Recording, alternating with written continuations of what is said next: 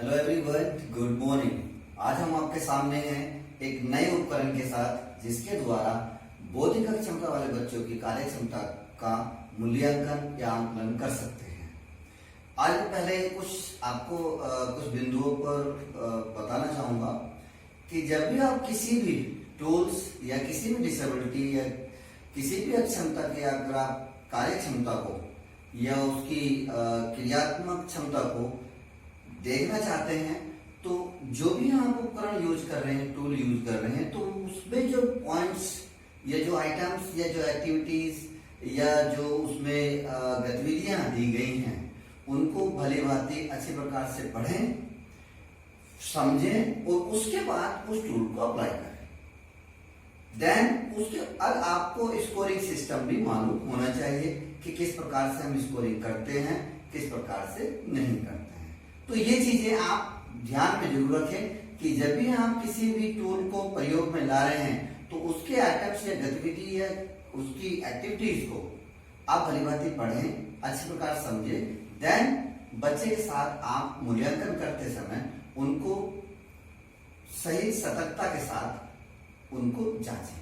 ठीक है, तो आज हम बात करेंगे एक नए उपकरण की, नई टूल की, जिसका नाम है बेसिक एमआर। ठीक है, तो बेसिक एमआर जो है ये बनाया गया है एनआईएमएच के द्वारा, नेपिड जिसका नाम है national institute for the empowerment of persons with intellectual disability. तो आज हम बात करते हैं बेसिक एमआर। तो बेसिक एमआर को हम 3 वर्ष से लेकर 16 वर्ष या 18 वर्ष तक के बच्चों पे अप्लाई कर सकते हैं, उनका मूल्यांकन कर सकते हैं। ठीक है, ये जो टूल बना है ये दोनों ही कौशलों को जानने के लिए, दोनों कौशल कौन कौन से हैं, एक कौशल व्यवहार और दूसरा समस्यात्मक व्यवहार। तो दोनों ही व्यवहारों को जानने के लिए ये टूल बनाया गया है। ठीक है, इसका जो इंडियन रूपांतरण इस टूल का है वो है भारतीय मंदबुद्धि बच्चों के लिए व्यवहार मूल्यांकन मापदंड, इंग्लिश पे behavioural assessment scales for Indian childrens with mental retardation. तो हम बात किसकी कर रहे हैं, behavioural assessment scale. Behavioural assessment मैंने बताया व्यवहार कितने प्रकार के हैं, 2, एक कौशल व्यवहार है, एक समस्या व्यवहार है। उसी आधार पर यहाँ इस टूल को बनाया गया है। ठीक है, तो बिहेवियरल असेसमेंट स्केल क्या हो, व्यवहारिक मूल्यांकन मापदंड 4, किसके लिए, इंडियन चिल्ड्रंस, भारतीय बच्चों के लिए, कौन से, विद मेंटल रिटार्डेशन, मंदबुद्धि बच्चों के लिए। ठीक है, तो ये टूल है, इसको शॉर्ट में क्या बोलते हैं, बेसिक एमआर। ठीक है, बनाने वाले कौन है, रीता पेशावरिया, डैन एस वेंकटेशन, इन दोनों के द्वारा ही ये टूल को बनाया गया है, डेवलप किया गया है 1992 जो पब्लिश हुआ है।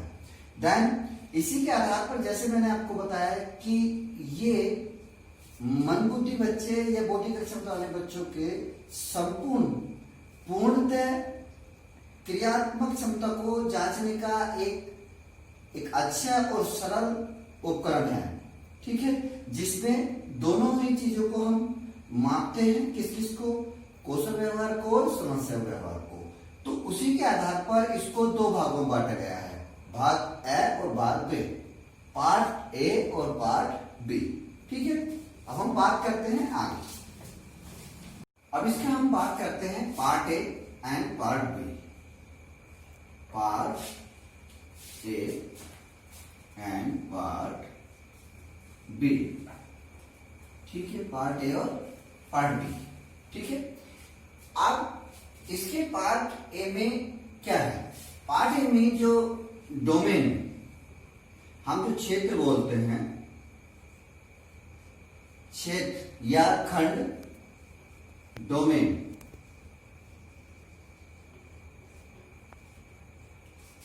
डोमेन। तो पार्ट ए में कितने डोमेन्स हैं, 7 डोमेन्स हैं। कितने हैं, 7 डोमेन्स हैं। और प्रत्येक डोमेन में 7 डोमेन हो गए, और प्रत्येक डोमेन में कितनी एक्टिविटीज हैं, टोटल 40 एक्टिविटीज हैं। कितने, 40 आइटम्स हैं, आइटम्स या एक्टिविटीज। ठीक है, कितनी एक्टिविटीज हैं, 40 आइटम्स, 40 एक्टिविटीज है प्रत्येक क्षेत्र में। ठीक है, कितने क्षेत्र हैं? 7। तो अगर हम टोटल करें तो पार्ट ए में कितने आइटम्स बैठते हैं? 40 इंटू 7 कितने हुए? 280 आइटम्स। कितने आइटम्स बैठते हैं? 280 आइटम्स। पार्ट ए में कितने आइटम्स हुए? 280 आइटम्स हैं और प्रत्येक क्षेत्र में, ईच डोमेन में, या जो ईच खंड कह लीजिए, क्षेत्र कह लीजिए, प्रत्येक क्षेत्र में 40 आइटम्स हैं, एक्टिविटीज हैं। और 7 से अगर 40 को मल्टीप्लाई करते हैं तो 280 आइटम्स होते हैं। तो पार्ट ए में कितने आइटम्स हुए? 280। अब बात करते हैं हम पार्ट बी की। पार्ट बी में क्षेत्र, अगर हम बात करें क्षेत्र की, तो कितने क्षेत्र हैं? इसमें है 10 क्षेत्र। कितने क्षेत्र हैं? 10 क्षेत्र हैं, मतलब डोमेन्स। ठीक है, 10 डोमेन है और टोटल क्षेत्रों में कितने आइटम्स हैं? 75 आइटम्स हैं। कितने आइटम्स हैं? 75 आइटम्स हैं, एक्टिविटीज या आइटम्स। कितने हैं? 75 आइटम्स हैं।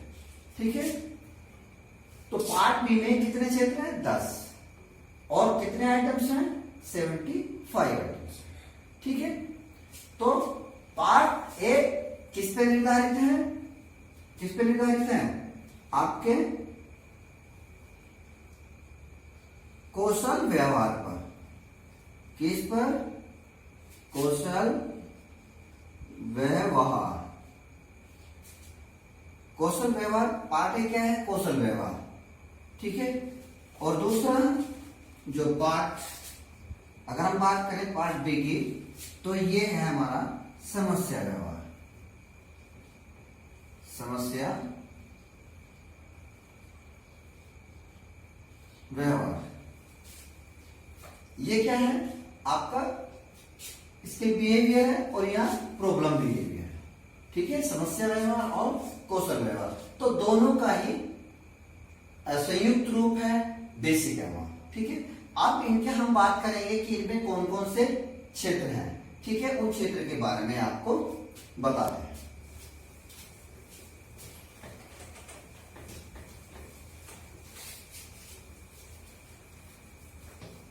ठीक है, अब बात करते हैं पार्ट बी में कौन कौन से जो हमारे डोमेन है, क्षेत्र हैं, वो कौन कौन से हैं। उनके हम जो हमारे क्षेत्र हैं उनको जानने की करते हैं। तो पार्ट ए में जो है, मैंने आपको बताया कि कितने डोमेन हैं? 7 डोमेन बताए हैं। और पार्ट बी में कितने बताए हैं? 10 डोमेन। ठीक है, यहाँ क्या है? यहाँ हर डोमेन में इक्वल एक्टिविटीज हैं, इक्वल गतिविधियां हैं, बराबर क्रियात्मक क्रियाएं हैं इन क्षेत्रों में। लेकिन इन क्षेत्रों में किसी में कम, हर क्षेत्र में भिन्न भिन्न एक्टिविटीज हैं और टोटल एक्टिविटीज हैं 75। ठीक है, कितनी है? 75। तो पहला जो पार्ट ए की बात करेंगे हम, तो पहला जो पहला कौशल क्षेत्र है वो हमारा गामक कौशल फर्स्ट क्षेत्र है, जिसमें हमारी फाइन मोटर स्किल्स और ग्रोस मोटर स्किल्स दोनों के बारे में ही आइटम्स दिए गए हैं। ठीक है, गामक कौशल मोटर्स। देन सेकंड है दैनिक जीवन की क्रियाएं, एडीएल, जिसको हम बोलते हैं एक्टिविटीज ऑफ डेली लिविंग। कभी कभी एग्जाम में दिया जाता है कि एडीएल की फुल फॉर्म बताइएगा। तो एडीएल क्या है? Activities of daily living. Third हमारा डोमेन है भाषा, लैंग्वेज, जिसमें हमारा रिसेप्टिव भी है और एक्सप्रेसिव दोनों लैंग्वेज है। 4 है पठन, लेखन, रीडिंग एंड राइटिंग। 5th अंक, समय, नंबर, टाइम्स।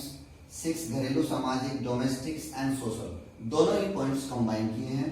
एंड 7 में व्यवसाय पूर्व, रुपए पैसे, प्रीवोकेशनल स्किल्स, रुपए पैसे के बारे में जानना, कैलकुलेशन करना, उनकी आइडेंटिफिकेशन होना, ये सब आपका पार्ट ए में दिया है। पार्ट ए क्या है? कौशल व्यवहार है। ठीक है, पार्ट बी की बात कर रहे हैं तो इसमें क्या है? समस्यात्मक व्यवहार है। समस्या है, बच्चे के व्यवहार में, ठीक है। तो यहाँ क्या है, 10 डोमेन में दिए हैं। तो पहला क्या है, उग्र और विनाशक। क्या है, उग्र विनाशक, जिसको हम बोलते हैं वायलेंट, ठीक है। देन दूसरा है झल्लाहट, डिस्ट्रक्टिव बिहेवियर, ठीक है। अन्य के साथ दुर्व्यवहार, मिस बिहेवियर विद अदर्स, स्वयं घातक व्यवहार, सेल्फ इंजरीज बिहेवियर, जैसे खुद को काट लेना, खुद के बाल खींचना, कपड़ों को इस प्रकार से क्या है, सेल्फ इंजरी, स्वयं घातक व्यवहार में। फिफ्थ डोमेन जो है हमारा बार बार दोहराए जाने वाला व्यवहार, रेपिटेटिव बिहेवियर। 6 अनोखा व्यवहार, ओड बिहेवियर, डिफरेंट। 7 अति चंचल व्यवहार, हाइपर एक्टिव है, एक जगह बैठ नहीं सकता, बार बार उठेगा, भागेगा, ये सब क्या है, इसमें अति चंचलता व्यवहार दी। विद्रोही व्यवहार, रेबेलियस व्यवहार, असामाजिक, एंटी सोशल, जो समाज के नॉर्म्स के अकॉर्डिंग नहीं है। देन फियर, ठीक है। अब बात करेंगे हम इसके स्कोरिंग की, ठीक है।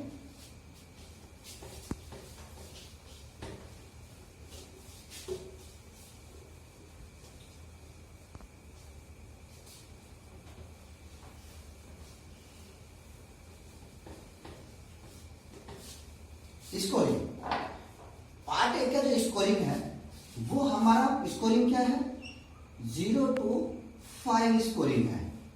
कितना है, 0 to 5। पहले पार्ट ए की बात करते हैं हम। पार्ट ए स्कोरिंग क्या है, 0 to 5। हमारा 5 क्या है, 5 क्या है, यहां बच्चा क्या है, इंडिपेंडेंट है। इंडिपेंडेंट का मतलब है स्वतंत्र रूप से वो उस कार्य को कर लेता है।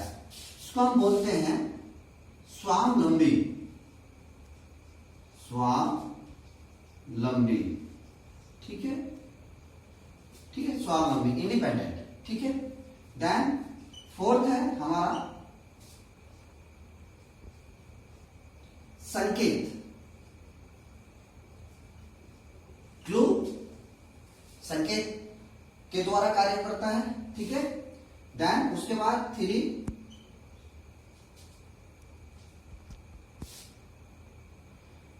साप्ताहिक, क्या है, वर्बल प्रॉम्प्ट, साप्ताहिक,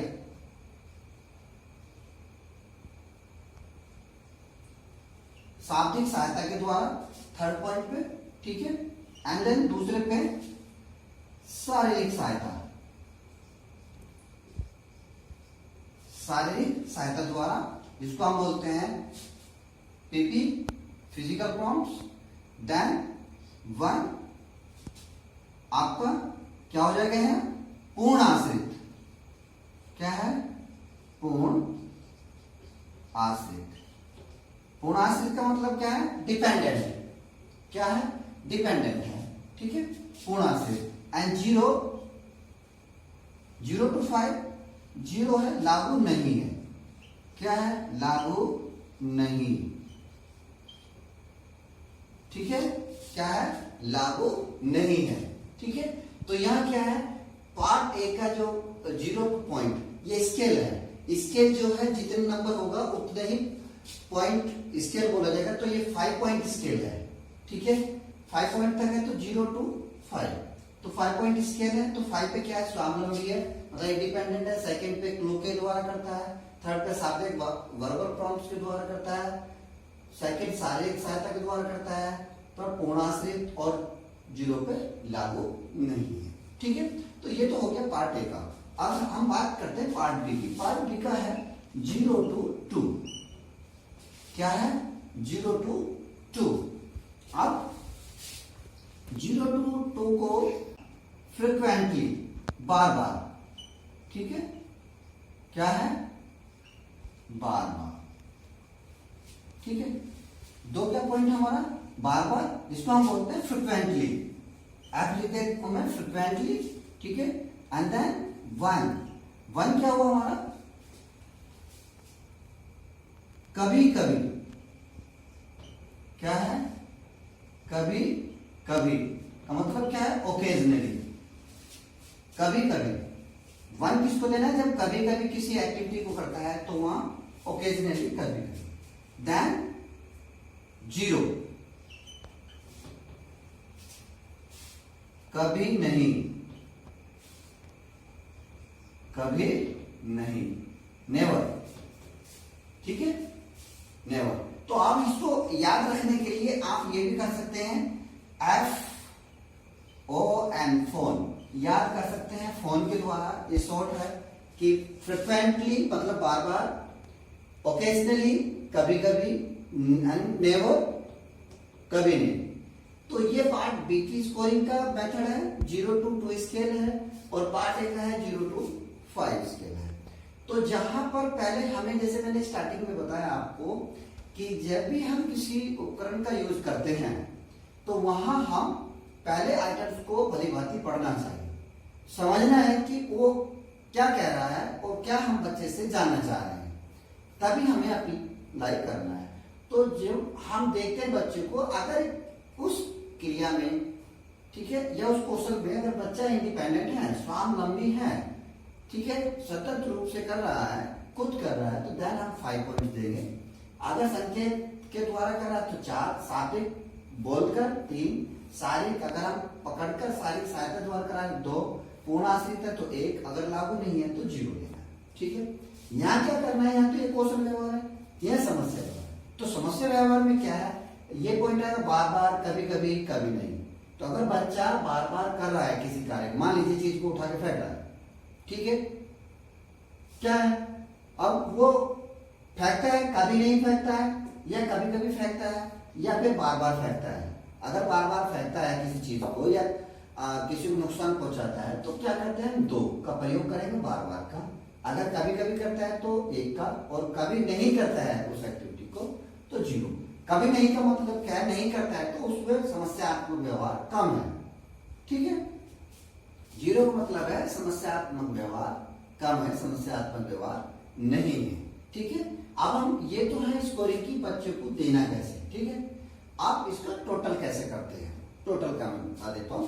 ठीक है, अब उससे पहले मैं थोड़ा बताऊंगा कि इसको कितने उस पे हम करते हैं। ठीक है, तो यहां दोनों ही चीजें हैं, क्या था हमारा, 0 to 5 एंड 0 to 2। ठीक है, दोनों। तो यहां पहले समझना है, जैसे और टूल्स में है, टर्म पे हम असेस करते हैं। तो जैसे बेस लाइन है, बेस लाइन का मतलब है आधारभूत, आधारभूत का मतलब है प्रारंभिक, प्रारंभिक स्तर।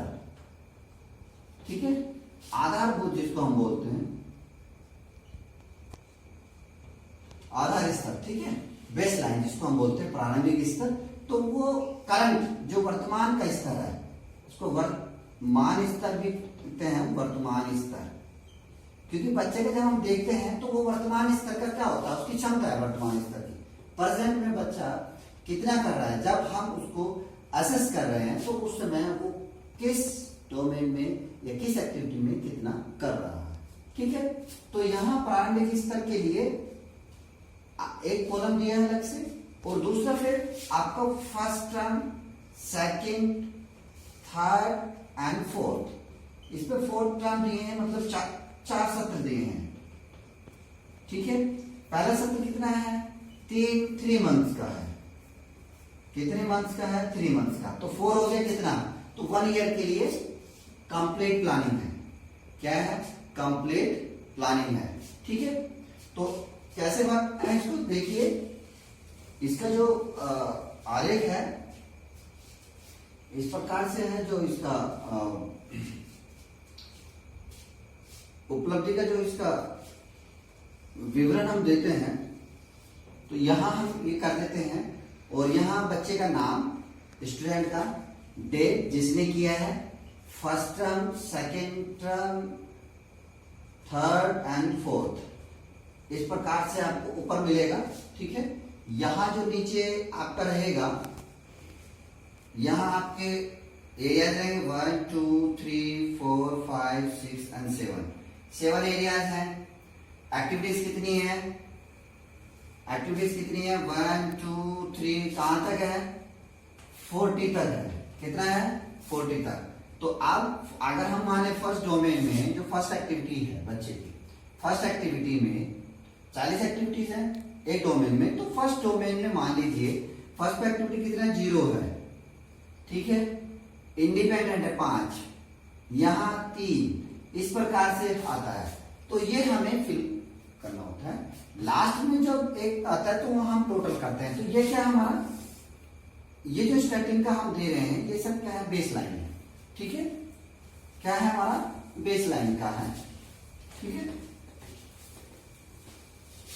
अब टोटल करने का क्या है, मान लीजिए टोटल आइटम्स कितने हुए इसके, टोटल आइटम्स एक डोमेन की अगर हम बात करें, एक डोमेन की बात करते हैं तो कितने आइटम्स हैं 40, कितने आइटम्स हैं 40।